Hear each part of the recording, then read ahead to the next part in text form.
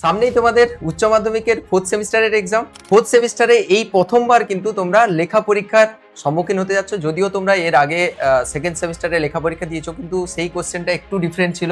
এই যে 4th সেমিস্টারে তোমরা যে এক্সাম দেবে, এখানে কিন্তু লেখার অনেক টেকনিক থাকবে, অনেক টিপস থাকবে। কেউ কিন্তু অ্যাকচুয়ালি জানে না যে কিভাবে লিখতে হবে, কিভাবে লিখলে অ্যাকচুয়ালি 35-এর 35 পাবে। তো এই জন্য আমরা তো তোমাদের পড়াই, আমাদের যতটুকু এক্সপিরিয়েন্স রয়েছে তোমাদের সঙ্গে শেয়ার করেছি। কিন্তু আজকে যিনাকে নিয়ে এসেছি, ইনি কিন্তু দীর্ঘদিন ধরে খাতা চেক করছেন, উচ্চ মাধ্যমিকে পড়াচ্ছেন। তো উনি কিন্তু আজকে তোমাদের গাইড করবেন। আমাদের সঙ্গে রয়েছেন বগদাদ হোসেন স্যার, কাঁথি ক্ষেত্রমোহন বিদ্যাভবনের বায়োলজি শিক্ষক। দীর্ঘদিন ধরে স্যার বায়োলজি পড়াচ্ছেন এবং স্যার কপিও চেক করেন। স্যার, আপনাকে ধন্যবাদ বঙ্গবৃষ্টিতে সময় দেওয়ার জন্য। ধন্যবাদ জানাই নান্টু স্যারকে। তোমাদেরকে আগাম শুভেচ্ছা যারা তোমরা উচ্চ মাধ্যমিক পরীক্ষার্থী। তোমরা জানো যে এবারে তোমাদের সেমিস্টার সিস্টেমের মধ্যে তোমরা এবার প্রথম উচ্চ মাধ্যমিক কাউন্সিলের যে 4th সেমিস্টারের পরীক্ষা তোমরা দেবে। তোমরা যে মাধ্যমিক পরীক্ষা দিয়েছিলে লেখা পরীক্ষা, হয়তো কিছুটা মনে আছে যে কি কঠোর অনুশাসনে পরীক্ষা দিতে হয়। যে এবারে উচ্চ মাধ্যমিক পরীক্ষা, এটা কিন্তু আরো অনুশাসনটা আরো কঠিন। অনেক স্কুলে অনেক সেন্টারে সিসিটিভি থাকবে এবং বিশেষভাবে আমাদের যে ইনভিজিলেটররা থাকবেন ভীষণভাবে তারা স্ট্রিক্ট গার্ড দেবেন। এবং এই যে 35 নম্বরের লেখা পরীক্ষার ক্ষেত্রে কিন্তু নম্বর পাওয়াটা যেমন ইজি তেমনি কিন্তু টাফ হয়ে গেছে। কারণ এই নম্বরটা পাওয়ার ক্ষেত্রে যেটা ইজি ছিল সেটা হচ্ছে যে লেখা লিখবো, যাই হোক একটা আনসার দিলেই নম্বর পেয়ে যাবো, তা নয়। কিন্তু ম্যাক্সিমাম কোশ্চেন কিন্তু থাকবে বোধমূলক, মানে 1 নম্বরে থাকবে না কিন্তু থাকবে। এমসিকিউ এসএকিউ থাকবে না, কিন্তু এসএকিউ পার্ট কোশ্চেন দেওয়া থাকবে কিরকম করে 1+1। তোমাদের বিভিন্ন যে সেকশন থাকবে, যেটা বায়োলজির কথা বলছি আমি, যেখানে তোমাদের সেকশন এ তে দেখবে যে প্রত্যেকটা প্রশ্নে বলে রাখি যে অল্টারনেটিভ থাকবেই। এবং এই 2 নম্বর মানে যেটা 2×4=8, সেই 4টা প্রশ্ন থাকবে। তারপরে যে প্রত্যেকটা প্রশ্নে যে লেখার কৌশল, প্রত্যেকটি প্রশ্ন কিন্তু ভালো করে পড়তে হবে। এবারে কিন্তু উচ্চ মাধ্যমিক 4th সেমিস্টার নিউ প্যাটার্ন। তবে আমরা উচ্চ মাধ্যমিকে যে বিভিন্ন মিটিং বা বিভিন্ন যারা প্রশ্নকর্তা যারা হবেন তার থেকে যতটুকু জানতে পেরেছি, আমাদের বিভিন্ন বাজারে যে বিভিন্ন বই দিয়েছে তাদেরই ভিত্তিতে বার করেছি যে ভালো করে প্রশ্নগুলো পড়তে হয়। সরাসরি একদম টেক্সট বুক থেকে কিন্তু কোশ্চেন দেওয়া থাকবে না।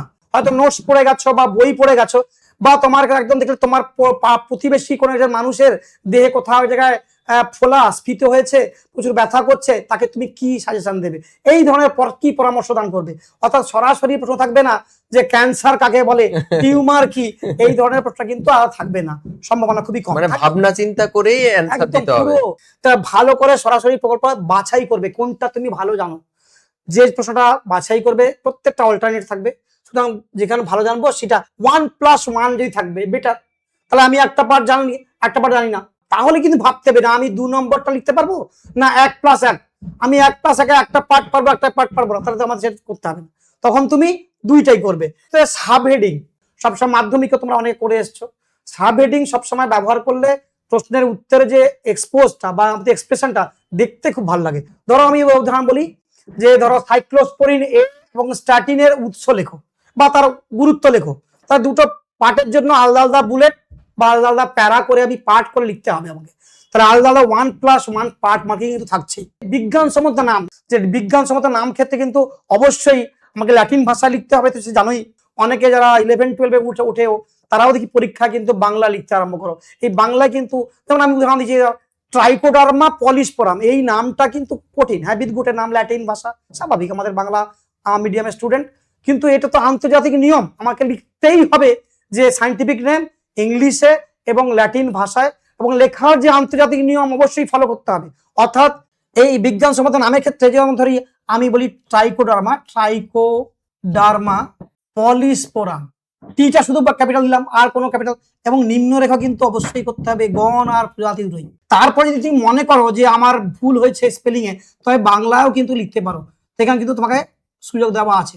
পারলে এটাকে আমাকে বন্ধনী দিয়ে রেখে দাও, এটা আমাদের আসল নামটা নয়, এটা আমার বিকল্প, আসল নামটা কিন্তু আমার এইটা। গণ লেখার পরে যদি জায়গা না পাই, নাইট্রোজেন সমন্ধনকারী ব্যাকটেরিয়ার নাম লিখলাম, রাইজোবিয়াম লেখার পরে আর লেগুমিনোসিরাম লেখা জায়গা গুলাচ্ছে না, তখন তুমি কি করো, পরের লাইনে কি করবো, দিয়ে তোমরা লেগুমিনোসিরাম লিখে দাও এখানে হাইফেন দিয়ে, এখানে হাইপেন দেয়, না হলে এখানে হাইফেন দেয়। এটা কিন্তু করা যাবে না। পুরো রাইজোবিয়াম লেগুমিনোসিরাম একই লাইনে ফুটে ওঠে, কারণ আমাকে লাইন ব্রেক করার নিয়ম নয় বিজ্ঞানসম্মত নামে।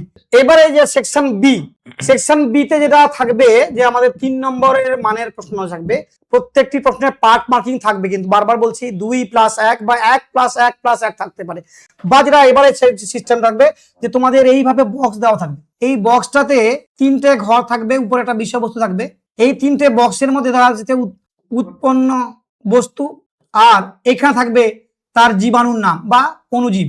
এই যে দুটো ঘর দেওয়া থাকে, এখানে এ দেওয়া আছে, এখানে ফাঁকা দেওয়া আছে, এখানে আবার সি দেওয়া আছে, এখানে ফাঁকা দেওয়া আছে। এই যে তোমাকে এ বি সি তোমাকে চিহ্নিত করতে দেওয়া হবে, এ বি সি কি, এই লেখার উত্তর তোমাকে একদম সেম বক্স করো, যে বক্সটা দেওয়া আছে সেম বক্স করবে, সেম বক্সটা একটু বড় করে তুমি খাতায় করবে, এবং সেম বক্সে এ জায়গা কি হচ্ছে তোমার জানা নেই, তুমি পারবে না, ঠিক আছে, তাতে বি জানো, বিটাকে আনসার লিখবে, সি জানো, সি আনসার লিখবে, 3টে জানো, 3টে লিখে দেবে। এইবারে পরীক্ষা যে এইটাই নতুনত্ব, তোমাদের কিন্তু 2 ঘন্টা সময় পাবে, 2 ঘন্টা কিন্তু সময় লাগবে না।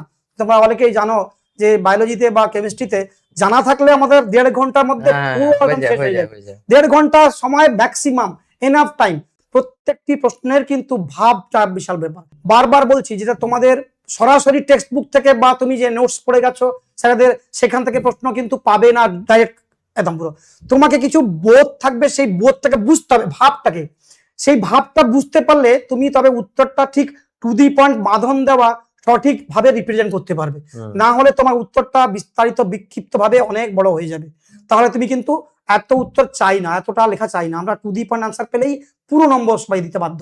কিন্তু এবার হচ্ছে যে প্রয়োজনীয় ডায়াগ্রাম বা এক্সাম্পল, কোন ডাইরেক্ট কোশ্চেনের এক্সাম্পল চাইনি, আমরা দেবো কিনা, ডায়াগ্রাম চাইনি, দেবো কিনা, যদি তুমি জানো অবশ্যই অ্যাপ্লাই করো, না জানো তো জোর করে ভুল ভাল দিতে লাভ নেই। তোমাকে ধরো পিবিআর 322 মানে খুব বায়োটেকনোলজি, খুব ভাইটাল কোশ্চেন, পিবিআর 322 এর গঠন লেখো, তুমি বলবে স্যার পিবিআর 322 এর ছবি আঁকতে অনেক সময় চলে যাবে, খুব বেশি সময় লাগবে না, তুমি তোমার পেন্সিল কম্পাস দিয়ে দুটো বৃত্ত আঁকো, একটা বড় বৃত্ত আর ছোট বৃত্ত, বেশ, তুমি এবার আরই সাইড গুলো দিয়ে দাও, অরি অঞ্চল এবং আরওপি দিয়ে দাও, তারপরে দুটো মার্কার দিয়ে দাও, এএমপি আর টেটার, কাজ 2 মিনিট লাগবে, এর বেশি সময় লাগবে না। এই ডায়াগ্রাম তোমার কিন্তু লেখার কিন্তু তার মূল্যটাকে অনেক বাড়িয়ে দিল। পরীক্ষক যখন এই ডায়াগ্রাম দেখতে পাবেন, এই ডায়াগ্রামের সঙ্গে আর পড়াটাকে তিনি কিন্তু তখন গৌণ হবে, তুমি যে জানে এত সুন্দর রেখেছে, পুরো লিখেছে, তার মানে তার বোধটা আছে। তোমাদের সেকশন সি এবং সি সেকশনে যে 4 নম্বরের মান থাকবে, একটি কোশ্চেন থাকবে, এবং বায়োটেকনোলজিতে একটা ভাইটাল চ্যাপ্টার তোমরা পড়ে 4টা ইউনিট, সুতরাং এই ইউনিটের বায়োটেকনোলজিতে একটি যে 4 নম্বরের প্রশ্ন থাকবে এখান থেকে থাকবে, তার জন্য এটাকে বিশেষ গুরুত্ব দেওয়া হয়েছে। এটা একটা টোটাল ম্যাটারটাই হচ্ছে বোধ, কনসেপ্ট, উইদাউট কনসেপ্ট বায়োলজি তুমি আনসার করতে পারবে না। তাই যারা ভালো ভালো করে বায়োলজি চ্যাপ্টারটাকে পড়েছো, বুঝেছো, তাদের জন্য কিন্তু অবশ্যই প্রশ্নটাকে ভালো করে পড়বে এবং পড়ে দেখে নেবে যে কোনটা চাইছে তোমাকে, বা 2+2 দিয়ে দিচ্ছে, সেখানে দিয়েছে 2 নম্বর দিয়েছে যে রিকম্বিনেন্ট ডিএনএ পোষক কোষের মধ্যে প্রবেশ করানোর যে পদ্ধতি দুটি আলোচনা করো, আর তার সঙ্গে একটা দিচ্ছে ইনসুলিন উৎপাদন পদ্ধতি সংক্ষেপে লেখো, তা 2-2, তাহলে তোমাকে সেইভাবে আনসার দিতে হবে। ভালো লেখাটা তোমাকে ব্যাপার কিন্তু রয়েছে, সবগুলোই ঠিকই আছে, সবগুলোই গুরুত্বপূর্ণ, ভালো লিখতে পারবে সেই বাছাই করা কিন্তু ব্যাপারটা রয়েছে এখানে।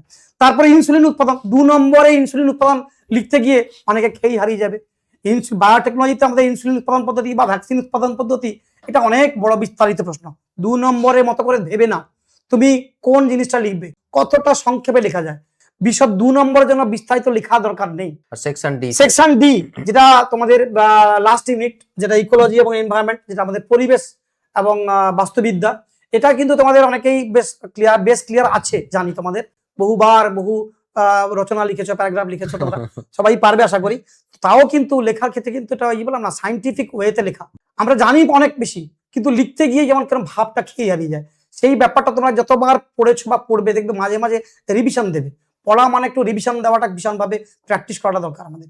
তো রিভিশন যত দেবে তুমি মাথায় দেখবে সেই পয়েন্টগুলো, সাবহেডিং গুলো তো মাথায় গেঁথে যাবে, পয়েন্ট ওয়াইজ তোমাকে বেশি লেখা দরকার নেই, অনেকে বুঝে উঠতে পারে স্যার কতগুলো পয়েন্ট লিখবো, 3 নম্বরে 3টে পয়েন্ট চাই এবং জেনুইন পয়েন্ট চাই, 4টে-5টা লিখতেই পারো, অযথা বেশি সময় নষ্ট না করে 2-1টা পয়েন্ট বেশি দিলাম, ঠিক আছে। কিন্তু এখানে এই যে বায়োলজি বা এনভায়রনমেন্টের যে প্রশ্নগুলো বেশ কিছু অনেক নতুন জিনিস ঢুকিয়েছে তোমাদের, যেটা আমাদের সলিড ওয়েস্ট ম্যানেজমেন্ট বা সিওয়েজ ওয়াটার ট্রিটমেন্ট তোমার নতুন পড়েছে, এগুলো কিন্তু বাইরে আগে হয়তো পড়োনি, বায়োগ্যাস উৎপাদন পদ্ধতি বা যেটা বললাম সিওয়েজ ওয়াটার ট্রিটমেন্ট, বা যেটা এসসিপি উৎপাদন পদ্ধতি এখানে দিতে পারে, গ্রিন হাউস এফেক্ট যেটা বলছিলাম, গ্রিন হাউস এফেক্টটা কিন্তু বিশালভাবে ইম্পর্টেন্ট তোমাদের। আর পরিবেশগত আন্দোলন, যে আন্দোলনগুলো কিন্তু ইতিহাসের মতো, যারা মুখ্য প্রেক্ষাপটটা পড়ে রাখবে, সেই প্রেক্ষাপটটা পড়লে আর এই গুরুত্বটা কি পড়বে, এটাও কিন্তু পার্টে ভাঙা থাকবে। এই যে বায়োলজি, ইকোলজি এবং এনভায়রনমেন্ট থেকে যে কনসেপ্ট থাকলেই তোমরা লিখতে পারবে, তবে গুছিয়ে লিখবে। মাঝে মাঝে প্রত্যেকটা প্রশ্নের শুরুতে তুমি সেই প্রশ্নটাকে ভাবাও, ব্রেনকে ভাবালে তোমার দেখবে উত্তরটা বেশ গুছিয়ে সঙ্গে সঙ্গে তুমি উপস্থাপন করতে পারছো। এইভাবে তুমি প্রত্যেকটা প্রশ্নের উপস্থাপন ভঙ্গিটা কিন্তু বিশাল ব্যাপার। তোমার খাতার রিপ্রেজেন্টেশন, খাতা কেমন ভাবে গেট আপ তৈরি করছো, বায়োলজিতে যা সাফিসিয়েন্ট স্পেস থাকবে, তোমাদের যত বড় হাতের অক্ষর হোক না কেন তাতে কুলি যাবে, ভুল লাইন হলেও কেটেও করা যাবে। ঠিক আছে স্যার, তাহলে আমরা মোটামুটি সমস্ত জিনিসগুলোই কভার করলাম। তো ফোর্থ সেমিস্টারে তোমাদের ফার্স্ট টাইম কিন্তু তোমরা কাউন্সিলের পরীক্ষায় বসছো এবং লেখা পরীক্ষায় বসছো। স্যার যেটা শুরু থেকে বলছিলেন যে এমসিকিউ পরীক্ষা দেওয়া আর এর মধ্যে অনেক ফারাক থাকবে। সবাই চেষ্টা করবে স্যারের গাইডেন্স গুলো ফলো করতে। স্যার যে সকল টিপস গুলো দিলেন, টিক্স গুলো দিলেন, সেগুলো তোমরা ফলো করবে, দেখবে সবাই মোটামুটি ভালো স্কোর করবে। চেষ্টা করবে সবার যেন 35-এর 35 হয়ে যায়, কারণ এটা খুব ডিফিকাল্ট নয়। অনেকে থার্ড হয়তো একটু খারাপ হয়েছে, কিন্তু ফোর্থের নাম্বারটা যদি ভালো হয়ে যায়, 34-35 পাও, তাহলে কিন্তু একটা ওভারঅল জায়গা ভালো জায়গা পৌঁছে যাবে, দারুণ একটা রেজাল্টে চলে আসবে। ঠিক আছে, শুধু কনসাস থাকবে, কনসাস থাকলেই সবাই পারবে। ভালোভাবে প্রস্তুতি নিয়ে ফেলেছো অলরেডি, আর সময় বেশি নেই, আর যথেষ্ট তোমরা অলরেডি পড়েছো। নান্টু স্যারকে ধন্যবাদ যে তোমাদের এইরকম একটি ব্যবস্থা তোমাদের সামনে তুলে ধরেছেন, আমাদের বং মিষ্টির সৌজন্যে তোমরা এগুলো পাচ্ছ। ঠিক আছে, সবাইকে অসংখ্য ধন্যবাদ। আর এই ভিডিওটা তো ভীষণ গুরুত্বপূর্ণ, তোমাদের বন্ধুদের সঙ্গেও শেয়ার করে দিও। ঠিক আছে, সবার কিন্তু জানা নেই এই সকল বিষয়গুলো, সবার জানা নেই। সময় বাঁচিয়ে কিন্তু আমরা স্যারকে অনেক রিকোয়েস্ট করে স্যারকে নিয়ে এসেছি। স্যার কখনোই না বলে না, অ্যাকচুয়ালি তোমাদের যাতে হেল্প হয়, স্যারেরাও চান যে স্টুডেন্টদের যাতে হেল্প হয়। তো সবই তোমাদের জন্য। তো আমরা চাইবো তোমরা ভালো করে পরীক্ষা দাও, এই জিনিসগুলো ফলো করো, দেখবে সবার পরীক্ষা ভালো হবে। দেখা হবে আরো কোনো একটা ভিডিওতে। স্যার তাহলে আজকে এখানে শেষ করছি। ধন্যবাদ, সবাইকে শুভেচ্ছা রইলো, পরীক্ষা ভালো হোক, ভালো থেকো, সবাই সুস্থ থেকো। Thank you.